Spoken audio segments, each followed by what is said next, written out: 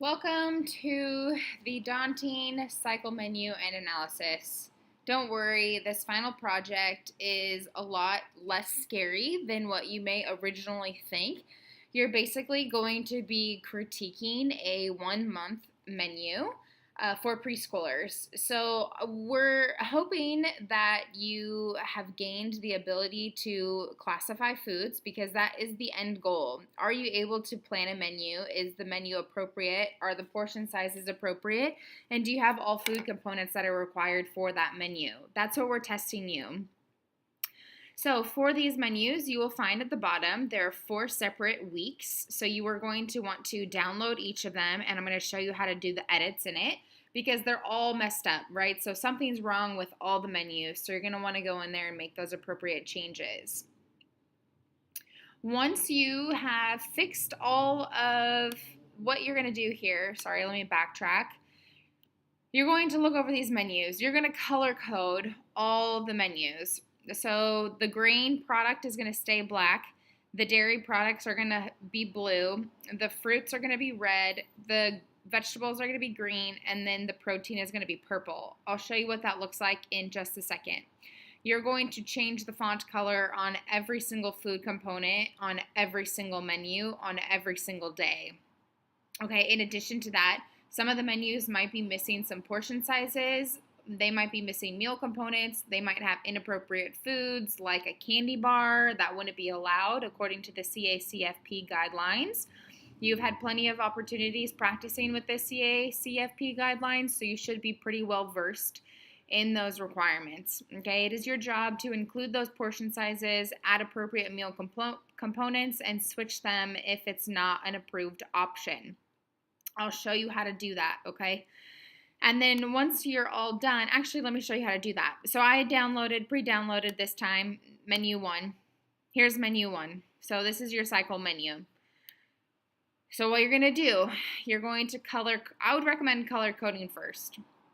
So your grains are going to stay black.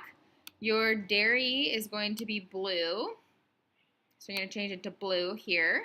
So let's just go through. This is all my dairy, blue, blue, blue, and blue. Okay, so all my grains are black. I don't have to do anything there.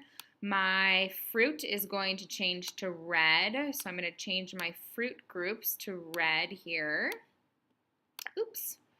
Fruit groups to red and my fruit to red.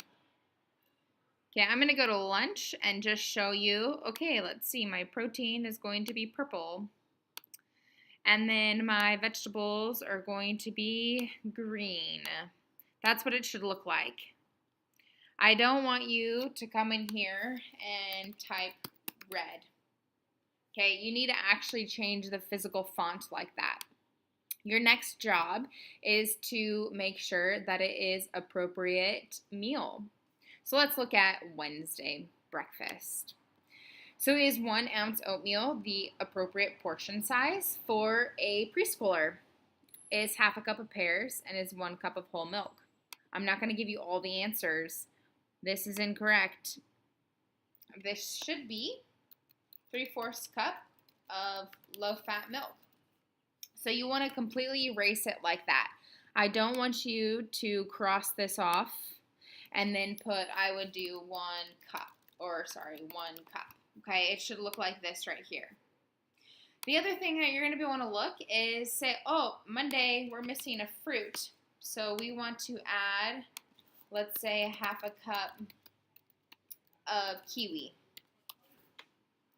And then the second thing you're going to want to do is look at the colors of these foods. And then also, I have pears 2 days in a row, so I need to change at least one of them. So maybe I do mango.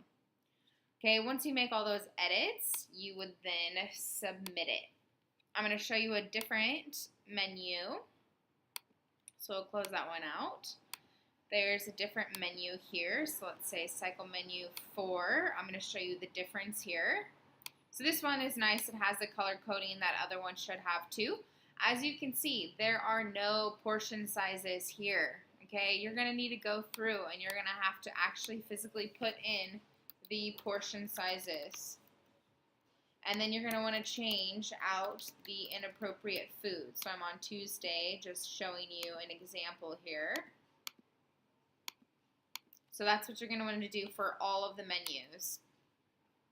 Once you're done with that, you're going to think of a day during one of those weeks that you had to change the most, and you're going to analyze it to see if it actually meets the requirement. So this one here, it has to meet at least 2/3 of the nutrients for a 4-year-old. Okay, you must show that those menus met 2/3 or 66% of the nutrients. Okay, those nutrients that you must meet are the same ones that we've been working with this whole time. So total calories, grams of protein, carbohydrates, iron, calcium, sodium, vitamin A, vitamin C, thiamine, niacin, and riboflavin. Okay, you're going to want to include this food analysis that demonstrates that those food groups actually did meet 66%. And then finally, if it doesn't, go back and revise your menu, rerun the analysis, change out the foods if you need to.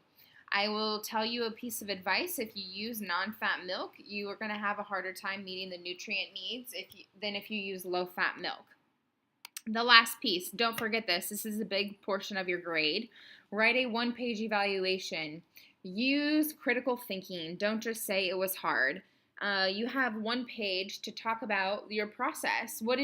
How did you strategize? What were some things when you noticed that you had multiple colors that were the same? How did you think of alternatives? What did you do when you realized your menu was low in iron? How did you fix it? How did you address it? Okay, what kinds of foods needed to be added or subtracted to comply with the regulations? Please use this rubric in order to see the full markup, especially for that written component. That's where a lot of people miss. So did you talk about the critical thinking that was required? Is it well written? Are the mechanics correct? So when you turn in this assignment, there'll be multiple documents that you turn in. You will turn in a separate week, so you should have a minimum of 4 different weeks, and then you should have a nutrition analysis as well as a 1-page. So in reality, you should have about 6 pages submitted for this final project. We will work on this throughout class. Don't be scared by it.